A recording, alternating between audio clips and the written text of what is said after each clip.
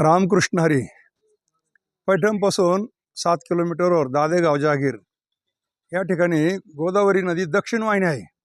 आणि ज्याप्रमाणे पंढरपुरामध्ये भीमा आणि चंद्रभागा असा आकार या गोदावरी नदीचा आहे, तसेच या ठिकाणी बाळूमामाची मेंढ्या आले त्याचं स्मारक बांधलेलं आहे. रामेश्वर मंदिर हे पुरातन म्हणजे रामाच्या हस्ते स्थापना झाली. पहिलं गोकुळेश्वर मंदिराची पिंड पाहू आपण.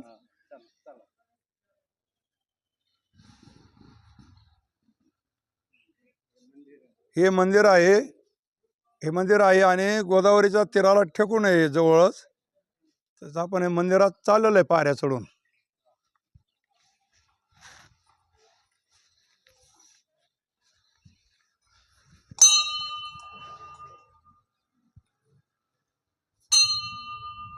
मंदिरामध्ये आपण उभे आहोत सभा मंडपामध्ये. पूर्वीच्या काळातला नंदी या ठिकाणी आहे. हा नंदी पूर्वी पुरातनच आहे. श्री गणेशाची मूर्ती आहे. तसेच जागृत देवस्थान श्री रामेश्वर रामप्रभूच्या हस्ते स्थापना. गोकुळेश्वर, रामेश्वर, वडवळीला वडवणेश्वर, पैठणजवळ सिद्धेश्वर, धरणापर्यंत 12 ज्योतिर्लिंग दंडकारण्य होतं पूर्वीचं.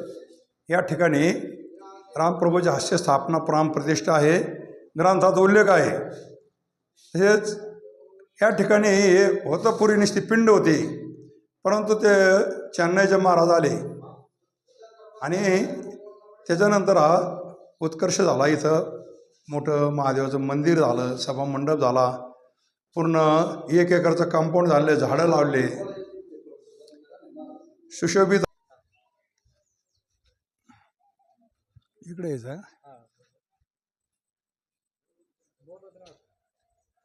ते आपण महादेव मंदिराचं जे सभा मंडप आहे त्या बाजूनं चाललेलो आहेत.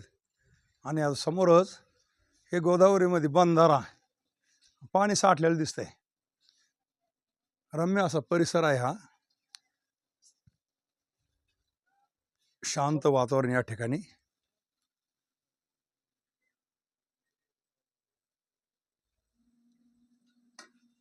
टेकडी कोणती? हे मध्ये खडक उघडा आहे.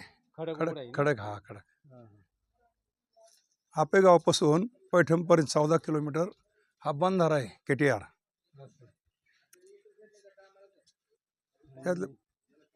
पैठण पासून किती किलोमीटर आहे दादेगाव? 7 किलोमीटर.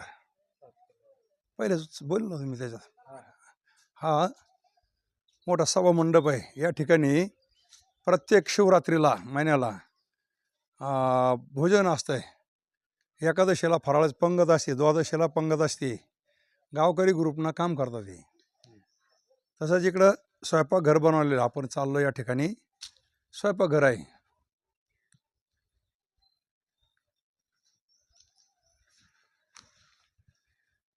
हे भक्त आज कमी या तुम्ही या पुढे या रामभाऊ. फक्त कमीत कमी आज 30 वर्षापासून नित्यनेमाने पाऊस असो पाणी असो महादेवाला पाणी घालणं, पूजा आरती रोजचं 2 टाईम हे भक्त सेवा करतात. राम नाव आहे त्यांचं, राम पवार. निष्ठावंत भक्त आहेत. तसेच या ठिकाणी बाळूमामाच्या मेंढ्या आल्या. इकडून जाऊ आपण.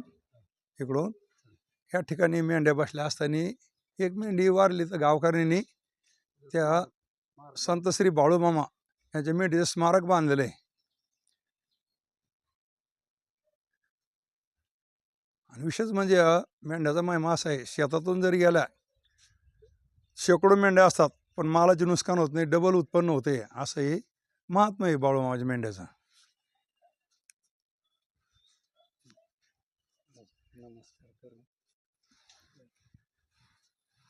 एवढं. जय हरी.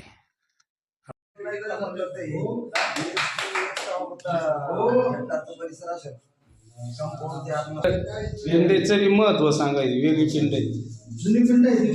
नाही बाकीच्या गोल आहेत ना पिंडी. ही चौकोनी पिंड आहे, ही झुकलेली आहे. पिंड